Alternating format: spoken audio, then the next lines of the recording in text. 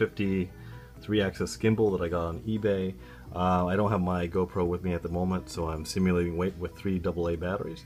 But I just wanted to show you guys gimbal tilt off of my dial on my my DX8. So I'm going to turn this guy here. You see that it tilts pretty close. Not fully vertical, but this is being controlled straight off of the receiver, not through the naza system. So there's my midpoint, and here is my upward tilt. I have the upward tilt purposely deadened so that it doesn't go up too far. So I'm going to show you guys how to set this up real quick, and this is off my AR8000 receiver. I've got power going to the gimbal from a small LiPo battery down here, and I have 2 leads going from aux 1 to the back of the controller, and I'll show you that right now. Okay, what I have here is 2 different plugs. The one that I have my fingers on right now is the plug that was supplied by the company that came with this gimbal, and this actually is too wide to actually fit in the receptacle that is on the board here. So I ended up having to just put that aside and using a smaller cable here. And I'm going to flip the board over now just to show you which cables that you need to have hooked up.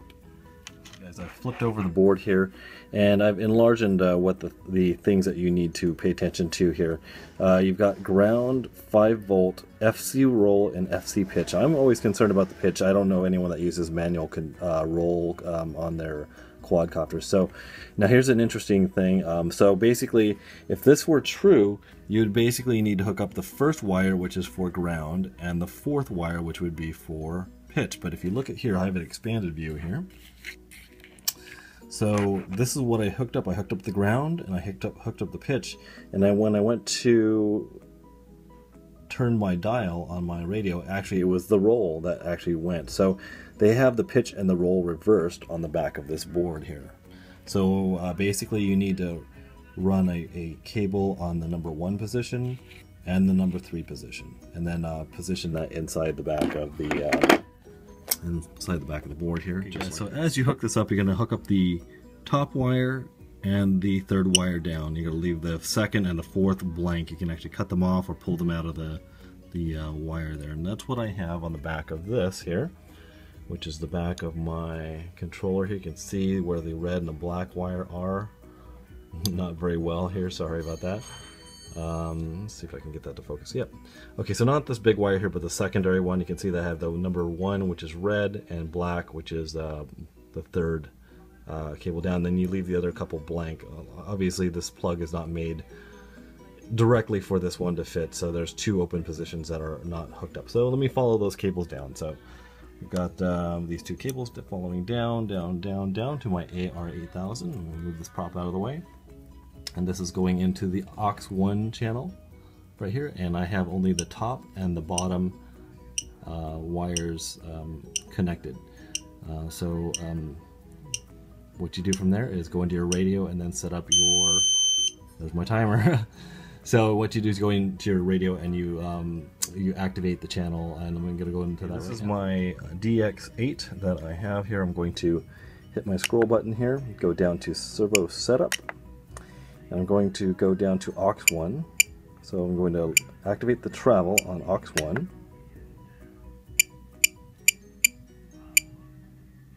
And as you can see, I have it at 95% and 150. 150 is the down and 95 is the up. And so let me just move the travel through it. So you can see aux 1 moving to 150% off to the right and off to 95% on the left. Okay. And let me show you how to activate the aux 1 in your menu list here. So let me go back up out of this and go to system setup. I'm going to say yes. We go down to switch select. And right down here where it says knob, you have to put it to aux 1, and that's it. Then you should have gimbal pitch control on your 3-axis gimbal. So move out of here. And let me go ahead and hook this up one more time, and I'll show you guys how. I just plugged in my gimbal here, and it's just initializing right now. Some of you might notice that I modified the top of this. That way I have a GoPro here with 3 and a 2. That way this actually houses both of them, so I could choose which camera that I would like. So here I'm just going to dial my dial all the way to the right, which means it's down. So it goes all the way down to about right there, which is almost fully vertical, which I don't think you actually need it fully vertical, which is okay. And I'm going to go to the middle again, which gives me a little beep. Right to there, and then I'm going to go all the way back. Okay, now I'm going to flip the switch all the way to the right, and you'll see the speed. It actually reduces the speed. It doesn't follow how fast your finger moves here. So right now it is all the way to the other side here, facing straight down. Alright, so hopefully this gives you guys a little bit of insight. Somebody actually requested this video because I had posted a video on the initial portions of this 3-axis gimbal. Obviously it's not on my quadcopter right now. This is actually a handheld, this is actually a hose holder from Home Depot that I produced a video for the YMCA, which I needed a handheld 3-axis gimbal, which this was great. You can see it's just held on by zip ties, and basically I put my LiPo on the top here. It worked out fantastically. I kind of wish I had my gimbal control at that time, but I just set this up today and I thought I'd share. So hopefully you guys enjoy this. I will talk to you later. Bye.